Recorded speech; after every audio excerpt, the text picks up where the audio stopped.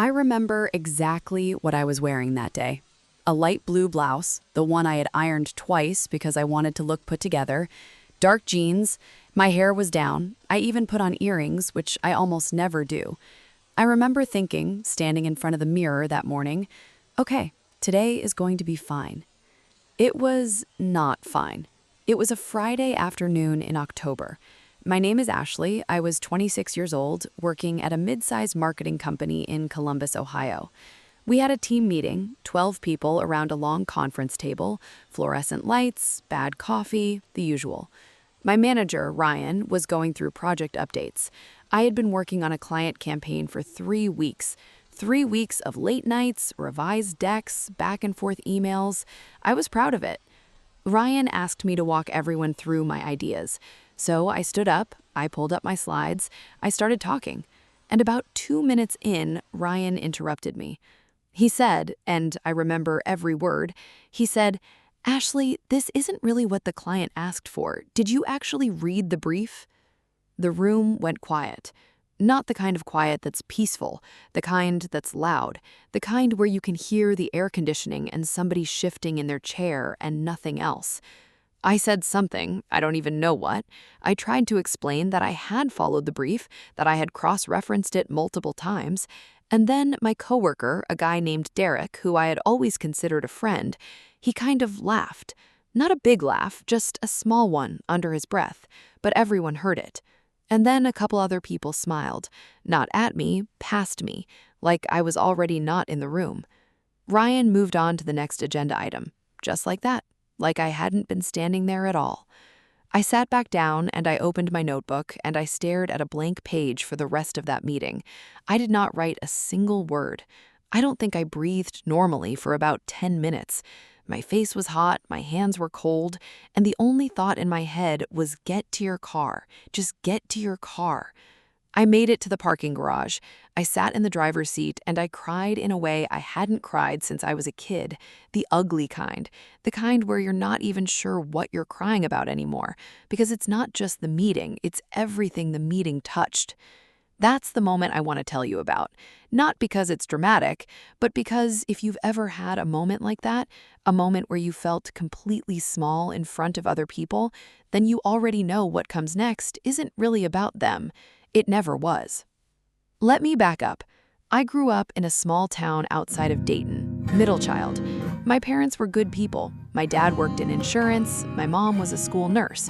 Normal house, normal life. I was never the loud one in the room. I was the one who watched. I was the one who figured out pretty early that if you don't draw attention to yourself, you don't get hurt. That worked okay as a kid. It does not work so great when you grow up. By the time I was in my mid-20s, I had turned don't draw attention into a full lifestyle. I agreed with things I didn't agree with. I laughed at jokes that weren't funny. I stayed quiet in meetings when I had something to say because what if I said it wrong? What if people looked at me? At work, I had convinced myself that Ryan was just a tough boss, that his feedback was always like that I just needed to get thicker skin. Derek and I ate lunch together sometimes, and I thought we were friends. I thought the office was just the office, not a place where I mattered, just a place I showed up. I had been slowly accepting a very small version of my own life. Not because anyone forced me to, but because somewhere along the way I had decided that taking up space was risky, and the smaller you stay, the less you can lose. What I didn't understand then is that the smaller you stay, the more you lose. You just lose it quietly, so you don't notice until you're sitting in a parking garage, crying over a presentation, and realizing it was never really about the presentation. After that Friday, I went home and I got into bed with my clothes on. I ordered delivery, I didn't even cook, and I watched television I could not tell you anything about. I just needed noise, anything to turn off the replay in my head. And it played anyway. For about a week, I went over that meeting every single day. I thought about what I should have said. I thought about what Derek's face looked like when he laughed. I thought about whether people were talking about it. I checked my work Slack way too many times. I practiced what I would say to Ryan if he brought it up again. He didn't bring it up again, which somehow was worse. I called my older sister, Michelle, about 4 days after. She lives in Cincinnati, she's 3 years older than me, and she has this way of listening that doesn't make you feel judged. I told her the whole story. She was quiet for a second, and then she said something that I didn't know what to do with at the time. She said, "Ash, why were you so scared before you even stood up?" I said, "What do you mean?" She said, "You said you were proud of the work, but you also said you were nervous the whole meeting, like you were already bracing for something. Why?" I didn't have an answer. I told her I didn't know. She said that was okay, and we talked about other things. But I kept thinking about that question for days. Why was I already bracing? The answer, when I finally sat with it long enough, was hard, because I had been bracing for years. I had been walking into rooms already apologizing in my head, already shrinking. The meeting with Ryan didn't create that. It just showed it to me. That was the crack, not a lightning bolt, just a question from my sister and enough quiet to actually hear the answer. The first thing I did was nothing brave. I want to be honest about that, because everyone talks about transformation like it starts with some big, powerful decision. For me, it started with a Sunday afternoon where I closed my laptop, sat on my couch, and made a list in my journal. Just a list of things I had stopped doing, or things I had never let myself start because I was afraid of what people would think. It was a long list. I stopped reading it halfway through, and I put the journal down, and I thought, I don't want to be this person anymore. Not because the person is bad, but because she's exhausted. She is so tired, and she's not even happy. I started small. I started with one thing. I stopped apologizing before I spoke. You know that thing people do, especially women, where they say, "Sorry, this might be a stupid question," or "Sorry to bother you, but," or "I'm probably wrong, but," before they've even said anything? I did that constantly. I would apologize for taking up auditory space before I'd even used it. I made a rule: no more pre-apologies. I was going to say what I meant and let it stand. That first week, I caught myself about 15 times before I said sorry. I let the words sit there instead. It was uncomfortable. It felt rude. It felt like I was being arrogant. I was not being arrogant. I was just speaking. Around the same time, I started going to the gym, not because I wanted to change how I looked, I want to be clear about that, but because I needed somewhere to feel strong that wasn't at anyone else's mercy. Somewhere, the only opinion that mattered was mine. Could I do one more? Could I show up tomorrow? Yes or no? No Ryan, no Derek. Just me. I went 3 mornings a week. I kept going. I also started being a lot more honest about the people I was spending time with. I realized Derek wasn't actually a friend. He was someone I had proximity to and had confused for a friend. After the meeting, he never checked in, never said anything, not even a text.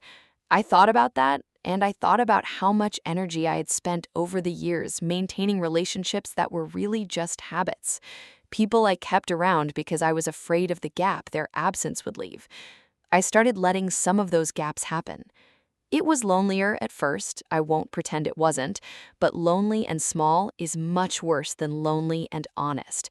And after a while, the loneliness started to fill with something better, a little more self-respect, a little more room to breathe. None of this happened fast. I want you to know that because every before and after story makes it sound like there's a before and an after, like you just flip a switch. You don't. There were plenty of weeks where I slipped back into old patterns, where I caught myself laughing at something that wasn't funny because I wanted someone to like me, where I went quiet in a meeting when I had something worth saying. There was a day in February, about 4 months after the parking garage, where I came home from work and I genuinely thought, nothing is different. I'm still the same person. None of this is working. I called Michelle again. She told me that was normal. She said, "You're not trying to change a habit. You're trying to change how you see yourself. That takes longer. It's supposed to." She was right. It does take longer. It's supposed to. By spring, I started to notice things. I noticed that I walked differently into a room. Not dramatically, no head-flipping entrance, just I wasn't staring at the floor anymore. I was looking at people when I talked to them. I was finishing my sentences without trailing off, like I was asking permission to have completed a thought. At work, I started speaking up in meetings again. Not recklessly, I still prepared, but I stopped pre-shrinking. When I had an idea, I said it like it was an idea, not like it was a trembling question I wasn't sure I was allowed to ask. Ryan gave me the same kind of pointed feedback a few times after that, and I handled it differently. I didn't freeze. I didn't stare at a blank notebook. I either said, "That's fair, let me revisit it," or I said, "I understand your concern, but here's my thinking." Calmly, clearly, and moved on. He didn't laugh. He actually argued back, which meant he was taking me seriously. That felt different. Derek tried to have lunch with me a few times. I went once, and I realized about 10 minutes in that we had nothing real to talk about. So I stopped. No drama, no speech. I just had somewhere else to be. I found 2 women at work, Carrie and Jen, who I had barely talked to before, because honestly, I had been so focused on fitting into the main group that I'd overlooked the people who were just quietly doing their work and living their lives. We started getting coffee sometimes, real conversations, the kind where nobody is performing. About 8 months after that October meeting, I was in another company presentation. Different context, we were pitching to a new client. I was part of the team presenting. When it was my turn, I stood up. Same conference room, same fluorescent lights, same table. And I felt nothing like I had felt in October. Not because I wasn't nervous, I was, a little, but nervous in the way that's normal, the kind that sharpens you, not the kind that swallows you. I spoke, I made my points. I answered a question from the client that Ryan hadn't anticipated, and I answered it well. The client nodded. Ryan looked at me a second longer than usual. After the meeting, he said, "Nice work today, Ashley." I said, "Thank you." Not, "Oh, thank you so much, it was nothing." Just, "Thank you." And I kept walking. That was the moment I knew something had actually changed. Not because Ryan complimented me, because I received it like a person who expected to do good work. I think about that woman in the parking garage a lot, the one crying in her blue blouse with mascara on her face and nowhere she wanted to go. I don't cringe at her. I don't feel embarrassed by her.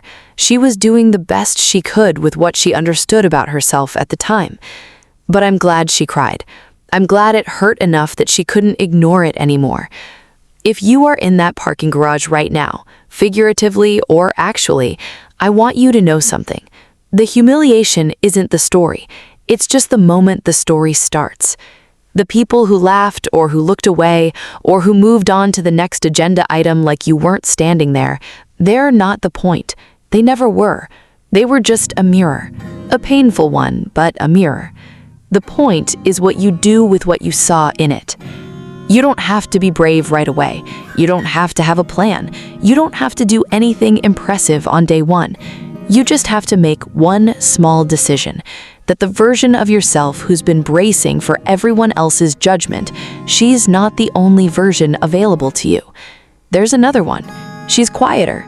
She takes up space without apologizing for it. She doesn't need the room to like her before she'll speak. She's already in there.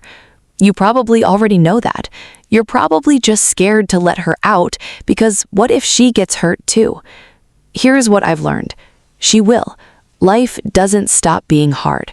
People don't stop being thoughtless. Rooms don't always go the way you planned. But she handles it differently. Because she's not shrinking herself to survive it. She's standing up straight and walking through it anyway. And honestly, that is unrecognizable, in the best possible way. Thank you for watching. If this hit something real for you, I'd love to hear about it in the comments. You don't have to share everything. Even just knowing someone else is in the parking garage, sometimes that's enough.